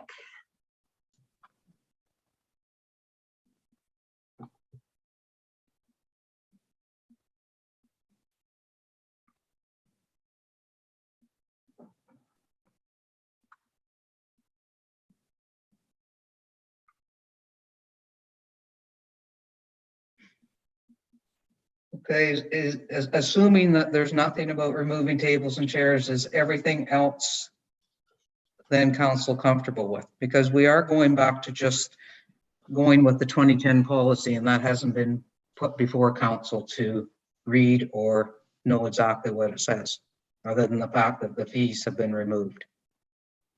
Are we comfortable with that? Councillor Withy? Thank you, Worship. I'd kind of like to see them side by side, quite frankly, to see what we're exactly agreeing to here. I mean, this is what we're dealing with now. I think the consensus is option 4. I think what threw the sort of wrench in this conversation was, okay, everything reverts back to this policy that we don't have in front of us. Because I want to make sure that there's no other things in there that are unnecessary, or the BIA is against for whatever reason they may have in the consultation. So that's my point. Deputy Mayor Alcott? Thank you, Your Worship. Correct me if I'm wrong, but it seemed to me what I heard from a number of members of the BIA as well as the BIA that they were okay with the existing policy, with status quo, and going forward, and then they wanted a year sort of to be able to review if there are issues or whatever. That's what I had heard. So I was sort of comfortable with keeping the 2010 policy and reflecting on that during the course of the year. And to Councillor Armour's point, staff come back with a report in February, March next year. So and also I was comfortable with this addition of the recommendation 4, which is to ensure that the retailers are covered, have the appropriate insurance. So maybe I'm wrong. I thought that they were okay with the existing policy. No? Well, and you know what, I think you're right. I think they probably are. And you know what, we're council. And if we find out that there's something in the 2010 policy that people don't like, we meet again next month and we'll change it then. So we can do what we can do now, and we can change it if we have to. Right. Madam CAO, maybe you're going to tell me we can't. No, not at all, Your Worship. Thank you for the opportunity. So just to confirm a couple things. So I did take a really quick look through, and I think Lauren did the same thing, and I don't see anything in here that would indicate at this time that the furniture would have to be removed. Again, we would have time to review it. I think the one piece that should be noted that was proposed in the new policy is there was a delegated authority. So with the outside of the cafe policies, but with this current cafe policy, it does state that approval has to be sought by council. So just as long as council is aware, the current policy in place still would require businesses who would like to put a patio out to come to council. So now we are April, and then so that they would have to wait until the end of May to do that request as well. So I felt it was important that council was aware of it. So that can be problematic because of the time of year. So maybe we better get that delegated authority paragraph back in, Tanya. Could we do that? That was in the new motion. If I may, Mayor Terziano, a delegated authority is a bylaw amendment that has to be done. We did chat about that, noting that it wouldn't be till May 23rd, of which you felt that would work fine. Yeah, but does it have to be in the resolution we're passing before we update the bylaw? We need to Because put in the yes, we need to put in the resolution, but it won't be passed until the 23rd, just so I that get that. I get that. We can't do anything about that, but that's not in the new resolution you put up for us, correct? Correct. Can we put it back in there so that we're covered and can have the bylaw on the 23rd? Sure. Okay. Assuming it's all right with the mover and seconder.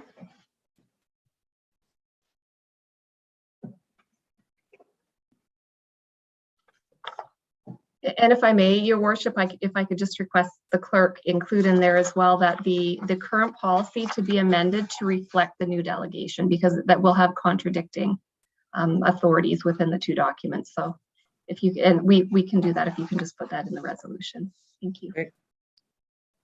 I'll just put it up and the CAO can let me know what she would like me to change.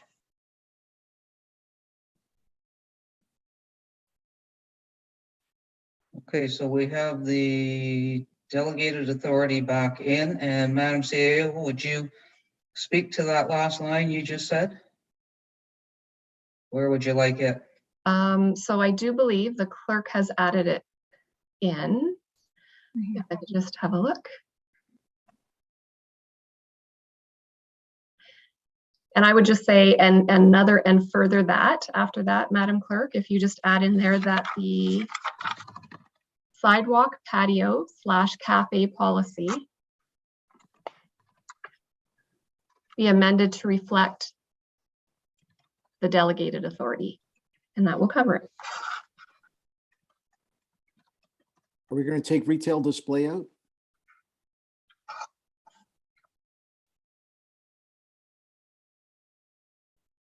Yeah, it should just be the creation of the patio up here.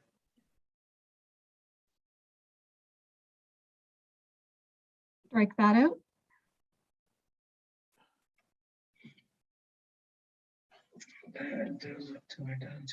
Agreements with all of our, yeah, I think that's good. Okay, do the movers and seconders like that now? Councillor Stone and Councillor Withy? Yeah, I'm happy with that. Okay. Everybody's good? Okay. Thank you very much for those changes, and I will call the question, Council. All in favor? And that carries. Okay.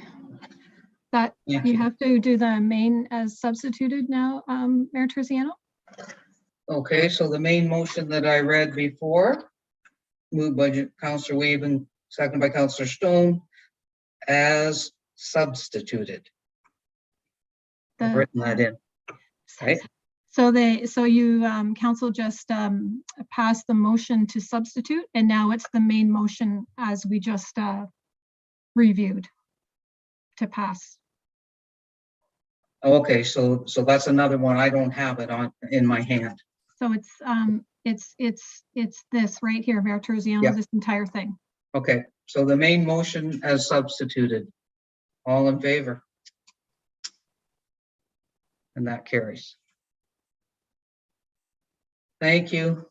Sorry about that. I know we do better when we have this stuff done ahead of time, but anyways, that brings us to bylaws and agreements for passage. And guess what? We have about 114 bylaws, which I've been advised I do not have to read tonight.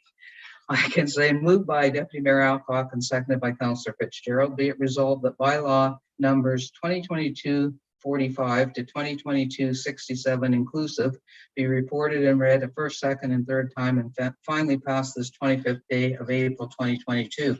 And the clerk is going to put the great big long list up just in case anybody's watching on TV and wants to see them for a minute. I think.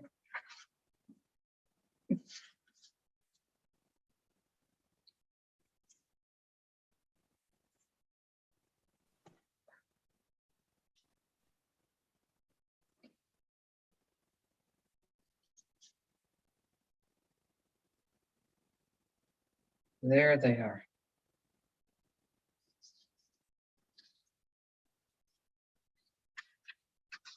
So there's a long list, and they were all in council's package.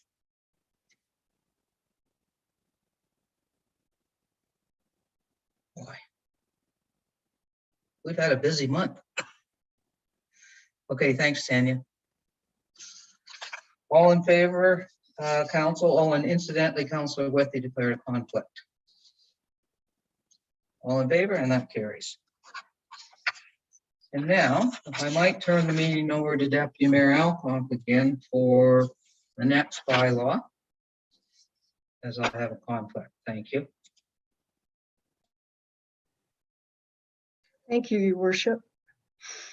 The next bylaw has been moved by Councillor Withy, seconded by Councillor Schumacher. Be it resolved that bylaw number 2022-68 Matursky 442 Springfield Road rezoning to be reported and read first, second, and third time and finally passed this 25th day of April 2022. All those in favor?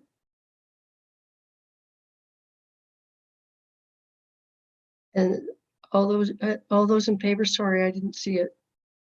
Yeah, great. That carries. Thank you. Okay, we have a resolution moved by Councillor Stone, seconded by Councillor Armour. Be it resolved that Report Corp 2022-29, the amendment to the procedural bylaw 2019-45 as amended, hybrid meetings be referred to the April 27th, 2022 General Committee meeting for consideration.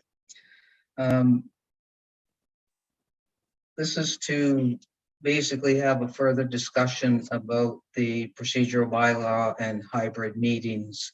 We just thought the discussion would probably be better at general than at council, but it was at council once. So all in favor of this going to Wednesday's meeting? And that carries. We're smarter in the daytime.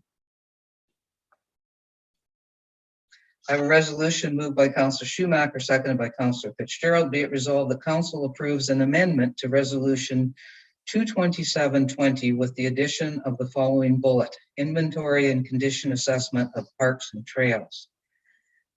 Director McKenzie, yes, you're going to enlighten council on this one. Sorry about that, Your Worship. My button wasn't clicking there. So just to give you a bit of background on this one, Huntsville submitted an application to the Federation of Canadian Municipalities for the asset management program back in 2020. We received, so we did get, and that was to do those two projects that were listed in the original motion, which was to do with our obtaining the citywide maintenance manager program and implementing that for the maintenance manager software. So that was back in 2020. We did get approval from council to proceed with the project in 2020, and we completed this in 2021. And we did end up using the Ontario Service Delivery Funds to do that project from 2019 because we didn't know if we were successful yet with that grant with FCM. So we did complete that in 2021. At the end of 2021 in December, we did receive notice that we were successful for the FCM grant for $50,000. But in speaking with them that we couldn't use the funds for those two objectives because the time period had already passed.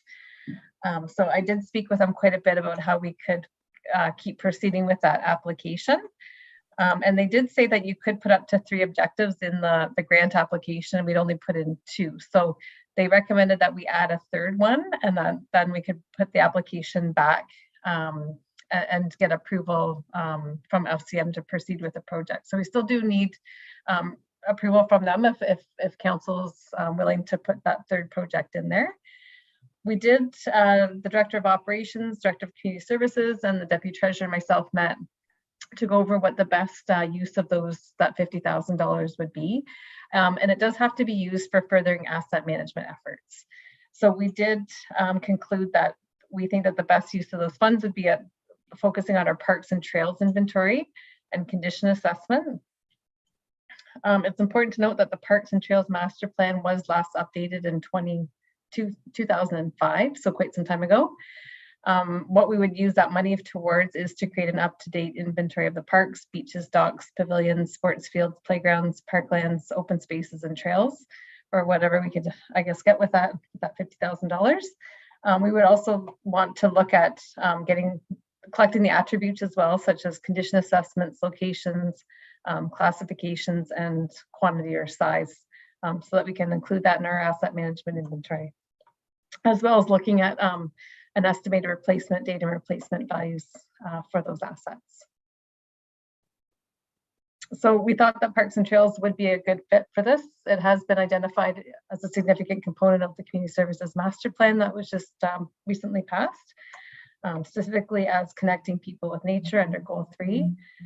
It also has been identified in the development charge background study, provisions for parkland development and new trail development. So I think having a good detailed inventory will help develop, identify the gaps and assist with planning for future development for outdoor spaces. And also the town strategic plan includes the objective of maintaining an up-to-date parks and trails inventory and use that info to develop short-term park development, reconstruction, and maintenance schedules and inform the long-term capital plan. So we felt that this has been identified in several spots, so we recommend that we focus our efforts on this. It's important to note that if council does approve this, we will put this forward to FCM for their approval. And if we do get that, then we would move forward with that project. We wouldn't move forward with it unless we did have the funding in place to do that project. Questions? This one might be obvious, Julia, but I take it what the funding would pay for is either a consultant or a staff person to actually do the work. To your worship, it would not be a staff person, it would have to be a consultant. All in favor? That carries. Okay, under new business, we have the Huntsville Brewhouse seasonal sidewalk patio request. And I guess they get under the wire because they wouldn't have to wait for the new bylaws. So council, sure, Councilor Stone. Thank you. I believe there is a short motion that's prepared, and I would love to see this happen. Okay, Councilor Armour. I was just say I'll second that motion.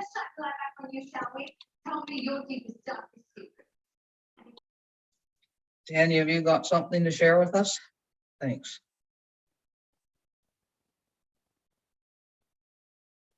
Moved by Councilor Stone, seconded by Councilor Armour. Be it resolved, the council approves the overnight allowance for a temporary patio in front of Huntsville Brewhouse, 59 Main Street East, from April 15th to October 30th, 2022, pending submission of liability insurance and all required approvals to the satisfaction of the town. Questions? All in favor? That carries.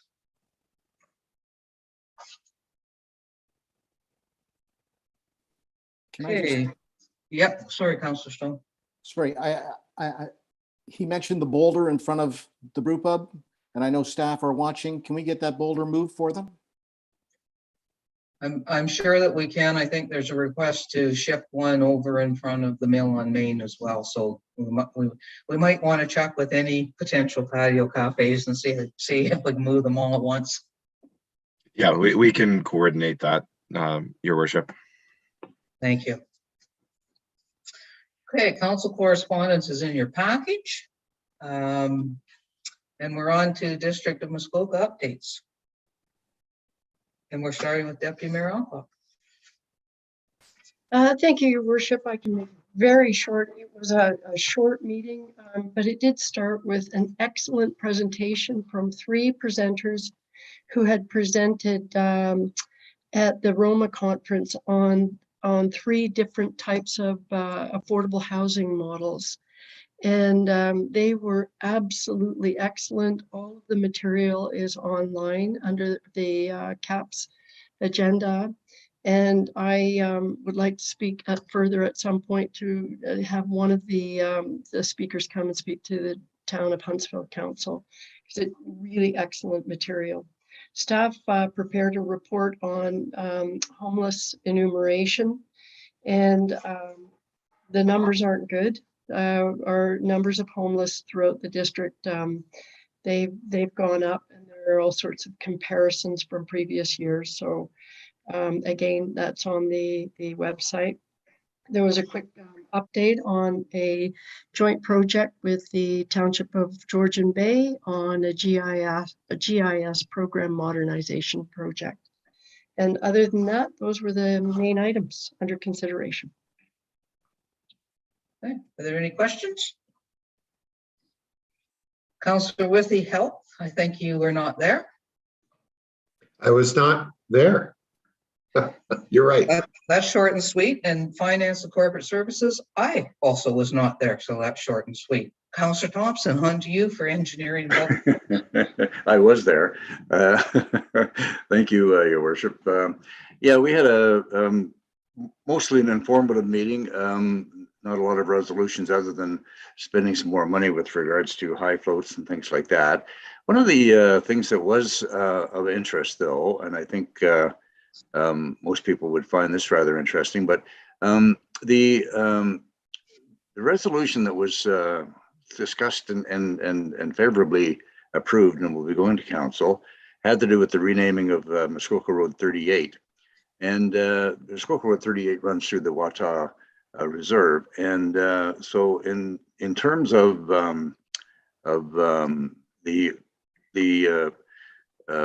district council resolution approving the strengthening of Indigenous municipal relations, it's been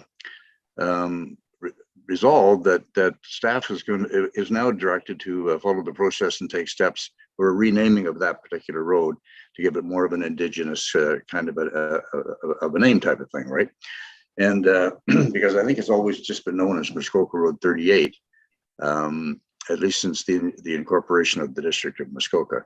So that was sort of an interesting thing. And so we're looking forward to some suggestions coming forward as to what maybe might be an appropriate name. Of course, that would be in association with the folks from the Wata Reserve type of thing. Other than that, there were some spending money, which we do with great vigor and elan at the District of Muskoka at EPW, I should say. This had to do with high floats, some reclamation, high float surface treatments on various roads and stuff like that. Some of which are happening here in Huntsville, mostly off of the I'm just trying to think here, not the Etwell Road, but Yearly Road, because that was done last year, finally done last year. And so this year it's going to be slurry sealed, and that's a big bucks. So other than that, that's pretty much, our meeting. So. Okay, questions, Councillor Stone? Thank you. Through you to Councillor Thompson. I was out at the Stisted landfill, and I thought that it was going to be closed and we were going to have to take our garbage elsewhere. But the attendant told me that no, the decision has been made to allow people to continue to use it. Is this correct? Well, right now it's a transfer station and it will continue to be a transfer station. The agreement that we've worked out with the District of Muskoka is to relocate the transfer station off Medill Road. That has been in the works. Well, I know former Director Vernon and I have quite a few chuckles over this one because it's been in the works now for I guess maybe 4 or 5 years and nothing has happened. But in the meanwhile, it will be a transfer station. One of the things we have added out there, and you might have noticed too, there is the green bin is out there now, so people can take their organics out there, and there's a bin there for people to drop off their organics as well as the recycling and the usual trash and that kind of stuff. So, but yeah, in the meantime, Councillor Stone, it's still going to be our transfer station. Yeah. Okay, I as much as I missed finance and corporate services last week, we did have a special meeting just before council, which we approved a $25 million debenture for the town of Bracebridge, and subsequently we approved it at the district council meeting as well. But that was probably the most significant item out of district council too. It was we talked for over an hour about an EA over in Muskoka Lakes, but other than that, there wasn't anything extremely exciting at district council. So just a couple information items. The Workers' Day of Mourning this week, Thursday, April 28th. We have 3 flag raisings, and I forgot to check with Brenda, but I bet you, Crystal, you can confirm. I think we're going to actually physically raise these flags. There'll be the hospice flag raising this Friday, the 29th at 10 a.m. and community living flag raising on Monday, May 9th at 11:30 a.m. and the VOM flag raising on Friday, May 20th at 10 a.m.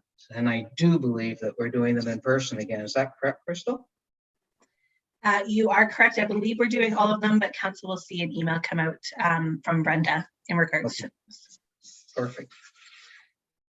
All right.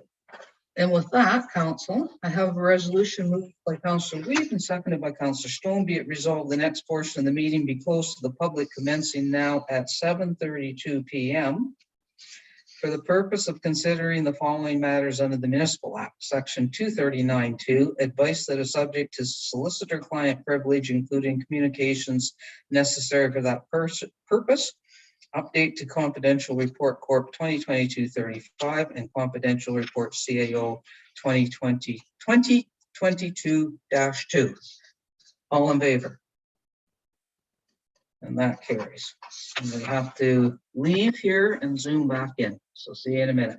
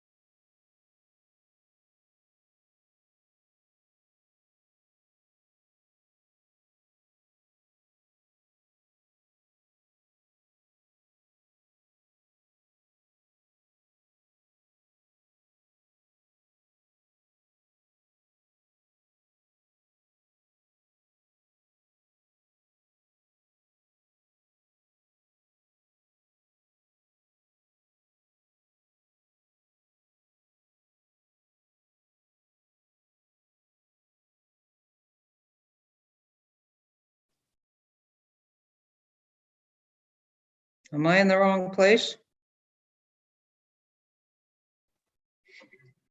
Yes, you are. You're in the open session meeting.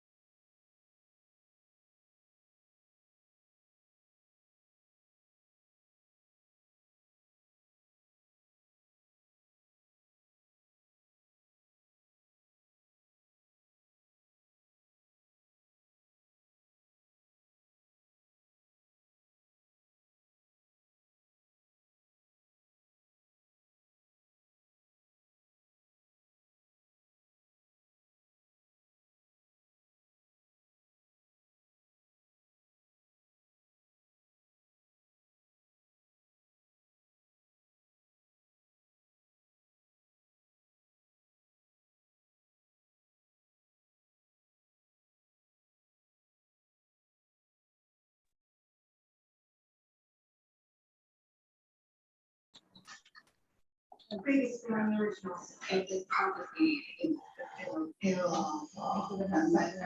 one by so and one side can. You will text in the shadows.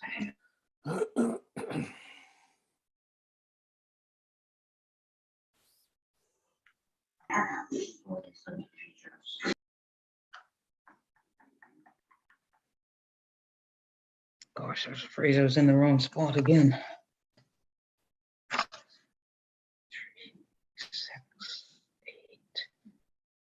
368. Who are we missing? 2, 4, 6, 8. Yeah. We're missing Counselor Nancy. Oh, yes. She's back looking for the link. And she's the mover of the next resolution.